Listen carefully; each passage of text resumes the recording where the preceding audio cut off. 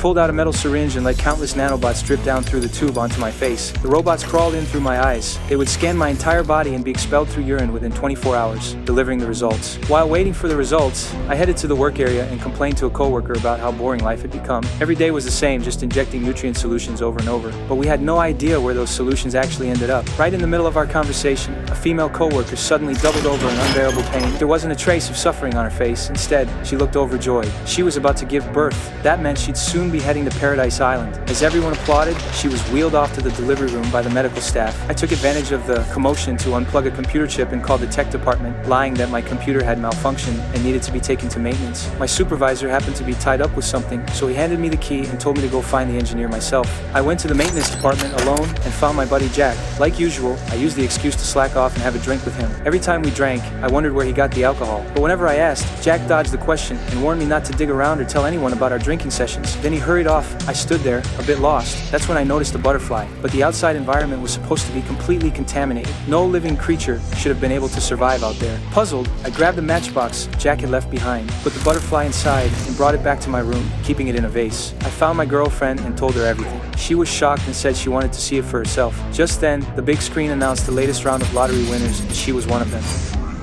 The news left me feeling both happy and hollow. All I could do was force a smile and congratulate her on achieving her dream. That night, I couldn't shake a bad feeling. I lay awake staring at the butterfly trapped in the vase. When the coast was clear, I used the key I'd gotten earlier and snuck back to where I'd found the butterfly. I set it free and followed close behind, determined to find out where it had come from. I lifted the floor panel above me and discovered an entire level I'd never seen before. To uncover its secrets, I grabbed the caretaker's uniform to cover my conspicuous white suit and started exploring. I stumbled into the maternity ward where women were giving birth. I saw my coworker. She'd already delivered her baby. I was genuinely happy for her, but that feeling didn't last long. A nurse strapped her feet down tightly and flashed her a creepy smile. Another doctor quickly injected a massive dose of poison into her IV. After a violent seizure, the woman had made it to Paradise Island. I couldn't believe my eyes. Then the nurse carried the baby into another room. I was stunned to see a woman inside who looked exactly like my coworker. Meanwhile, the guy who'd won the lottery earlier was strapped to an operating table. Doctors were preparing to harvest his organs. He suddenly woke from sedation and, being a big, strong guy,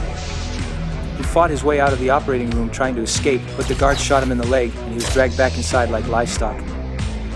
I hid nearby, too terrified to even breathe. A guard still spotted me, but thanks to the caretaker's uniform, I didn't blow my cover. I barely escaped. I couldn't waste a second. I had to tell my girlfriend what was really going on. What I didn't know was that the administrators had already learned about the surgical incident. While reviewing the security footage, they spotted my ID bracelet, immediately issued an order to arrest. I found my girlfriend and grabbed her hand without a word, pulling her along as we ran. When we reached a safe spot, I told her everything I'd seen and heard, but she couldn't accept it. She finally won the lottery and was about to go to Paradise Island